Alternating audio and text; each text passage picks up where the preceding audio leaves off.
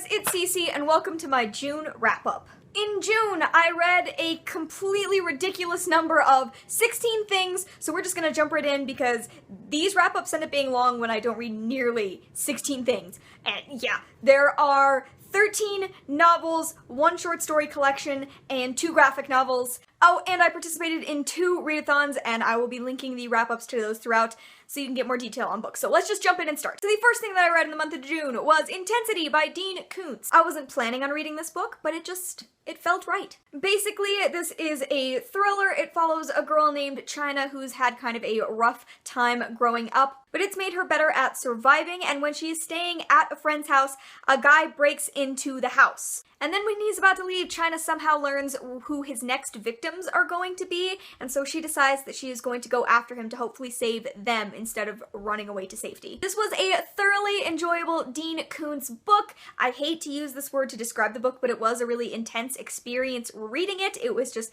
fast-paced. It kept me interested the whole time I was reading it. I read it incredibly quickly, and I will say that I had a real issue with China's viewpoint of victimhood. Who was to blame for victimhood? That really bothered me, but overall it was just a really thrilling mystery and adventure, and I gave it 4 out of 5 stars. At the beginning of June, I participated in a year-a-thon, and I read 5 books for that, and the theme was LGBTQIA+ books. I will leave my wrap-up on the screen so you can go and watch it, and you'll get a little bit more detail on these books, because I gotta get through them quickly. The first thing that I read for that was Every Heart a Doorway by Seanan McGuire. This is a fantasy story about kids who have somehow gone and visited another world, and now they're back in the real world, and they have to kind of process that. It features an asexual protagonist as well as a trans side character. It discusses all of these identities as well as the concept of gender expression. It is magical. It's incredibly fast. I highly recommend it, and I gave it 4.5 out of 5 stars. After that, I read Alex as well, and this is by Alyssa Brugman. This is a YA contemporary that features an intersex protagonist. For Alex's whole life, she has been raised as a boy, and then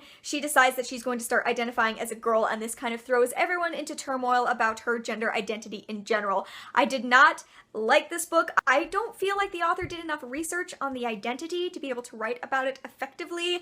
I didn't like the narration. It was rough to read, and I gave it 2 out of 5 stars. After that, I read If I Was Your Girl, and this is by Meredith Russo. This is a new release young adult contemporary that features a trans girl as a protagonist. Basically, something has gone down at her previous school, and so she is going to a new school to start fresh, and she makes a lot of friends, but there's this thing under the surface, and she's really worried that people are going to find out she's trans. I don't feel that this was a life-changing contemporary. I think that it had a lot of the same tropes that YA contemporary set in high school do. However, I did feel it was very, very important. This book was also written by a trans woman, and there is a trans model on the cover, and it just felt important. Own Voices fiction is incredibly important to read and to consume and to promote especially. So while I feel like this book didn't completely knock me off my feet, there were some really important elements to it, especially the author's note at the end, which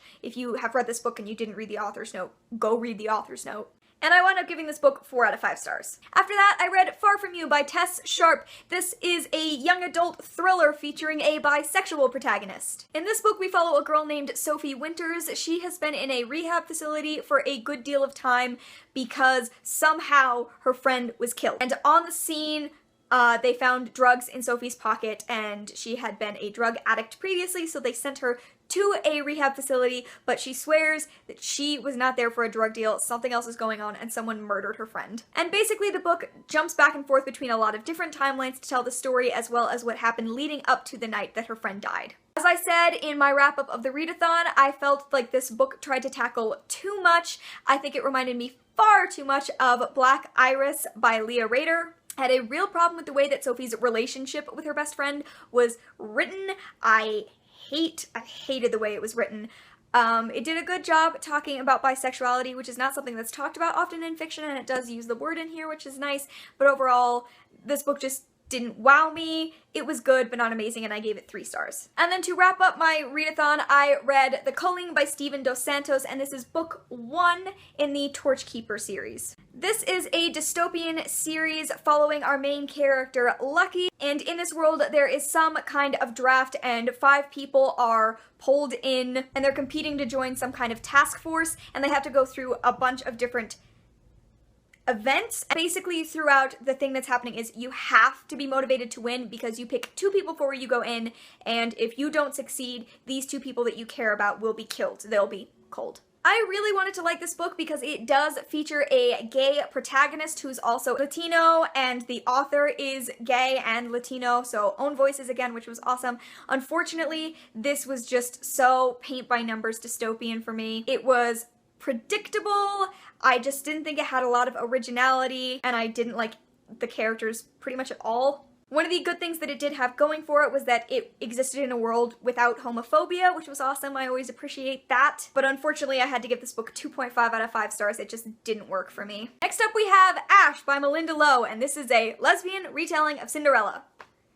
Quick summary.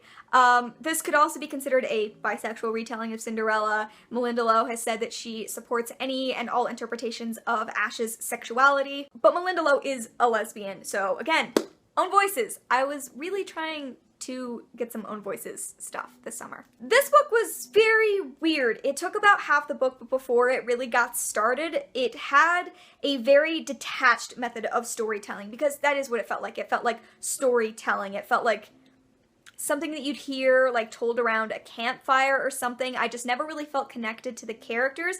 However, once you got halfway through the book and you actually started getting into the romance between Ash and the kingdom's huntress, things got a little better. The King's Huntress was an interesting character, and I think she brought out a lot more in Ash's character that I hadn't seen before. I just think this book took a little too long to get started, but in the end, I really, really enjoyed it. Also, this is a world that seemed to be void of homophobia, although it seemed like the only same-sex relationships that I saw were between the Huntress and other women, so I'm not exactly sure where that stands. But I did end up enjoying the second half of this book significantly more than the first half, and I gave this book like a 3.5 or a 4 star. Next up we have Burning by Danielle Rollins. Danielle Rollins also writes under the pen name Danielle Vega. She's the author of The Merciless, and she sent me this book in exchange for an honest review. It came out in May, and this takes place in a all-girl juvenile detention center. The lead character is a girl named Angela Davis, who's been there for a while, but her release is upcoming, and then a girl who looks very, very young named Jessica arrives and everything changes because it seems like Jessica can manipulate heat. She can set things on fire, she can burn people, and that's really scary. I have a full review of this book coming up. I'm working on it. It should have been up already. I'm sorry. For me, this book just felt far too predictable. It was sometimes enjoyable to read, but honestly, for the most part, I just never felt motivated to pick it up.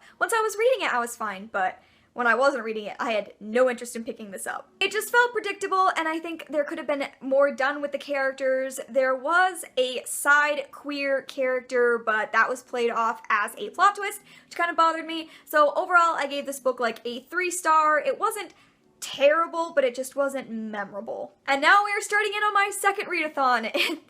Just last week I participated in TBR Takedown 4.0, which is a readathon hosted by Seanan over at Leaning Lights. I will leave all the links down below, but I read 5 books for that, and again I will leave the wrap up to that readathon in the description so you can go and hear more of my thoughts that I'm going to be able to quickly get through. The first book that I read for TBR Takedown was With Malice by Eileen Cook. With Malice is a young adult thriller. It follows a girl and she has retrograde amnesia. She doesn't remember the last 6 weeks of her life, but when she wakes up, she is told that she has spent the last few weeks in Italy with her best friend and that somehow her best friend is dead due to a car crash, and people think the lead character killed her intentionally. This book has a slight alternative format. Every other chapter is full of stuff like police reports and transcripts from television interviews, comment sections from websites and stuff, and then the other half is all from the main character's point of view.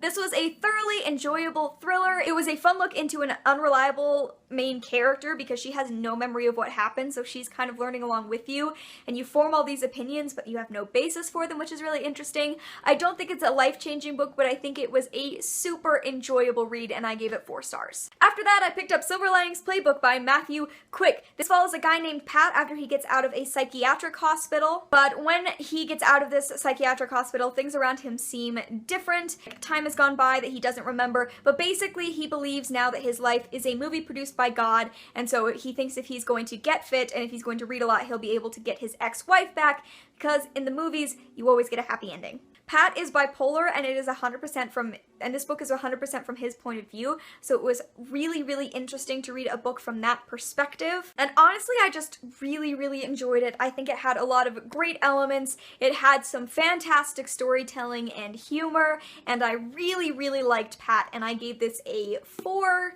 to a 4.25 star. It was just really enjoyable. Then I picked up Much Ado About Nothing, which is part of Manga Shakespeare, a collection of Shakespeare plays that are turned into manga.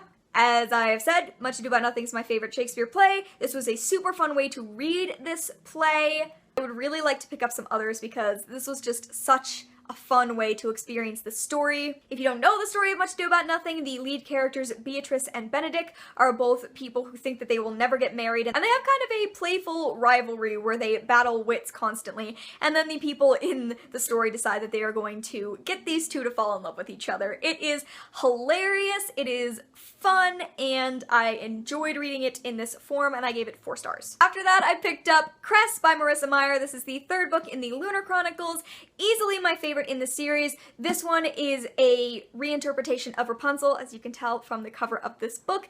Cress was super interesting. I loved the development of some of the other side characters from earlier books, especially Thorn. I thought that was such... I really loved his character in this book, and this was easily my favorite in the series so far, and I gave it 4.5 stars. After that, I reread Percy Jackson and the Olympians, The Lightning Thief, which is book 1 in the series by Riordan. This was a reread. It was fantastic.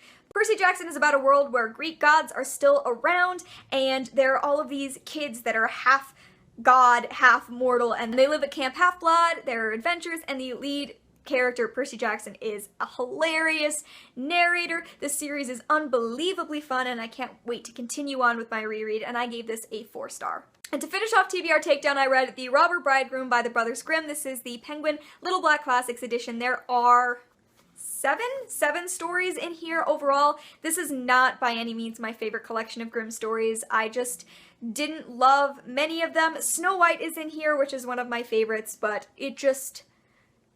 it lacked oomph. The Robber Bridegroom itself was a great story, but I didn't love many of the others, so I gave this 3 stars. Next up, I read Style by Chelsea M. Cameron. This was a review copy, but I have been super, super excited to get my hands on it, so I'm so glad that I got it. However, all opinions are my own. Basically, this book is pure lesbian fluff. It features 2 lead characters, Kyle and Stella has known that she was a lesbian for a long time. Kyle does not know any such thing, but she kind of starts to fall for Stella, and it's just cutesy and adorable, and it's just like tooth-rotting levels of sweetness. Overall, it wasn't like the best writing I've ever read. However, this is exactly the kind of book that I've been looking to pick up. Purely fluffy, happy, girls loving girls. It just doesn't happen very often. This book lacks like so much angst in that department that you see so often with queer women falling in love, and I just thoroughly enjoyed it. It had a lot of tropey elements from romance and just unbelievable things that happened, but I liked it anyway. Also, Chelsea Cameron is gay, and this was her first experience writing gay women, which was really fun. That's one of the reasons I really wanted to support it, but it was just a fun book. I would definitely read it again, and the romance was adorable, so I gave this book a 3.5 out of 5 stars. And we finally reached the end. The last thing that I read in June was In Real Life by Cory Doctorow and Jen Wang. This was such a perfect graphic novel to read, to finally get the bad taste left by Ready Player One out of my mouth. It's about girl gamers. It is about a girl named Anda who is obsessed with this online massive multiplayer game called Course Gold, and she is in high school and she's kind of learning her way, but she really likes video games. And then while she's there, she meets people who are collecting gold and selling it online, which is against the game's rules, and stuff kind of takes off from there. This was so much more a love letter about gaming.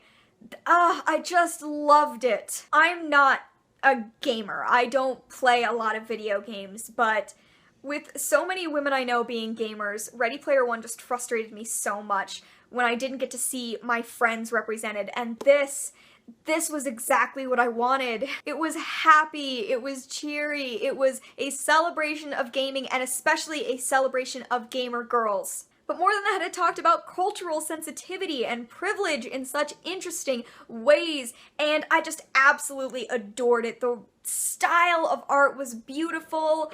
I've raved. I'm so mad I have this from the library because I desperately want my own copy, and I gave this graphic novel 5 stars. Okay guys, there you go. That's my whole June wrap up. It was really long. I tried to talk quickly. I hope that I gave you information about everything that I read because I read a lot. The pile on my bed right now is so big. I don't know how this happened, but I'm okay with it. In the comments below, please let me know what your favorite book that you read in the month of June was.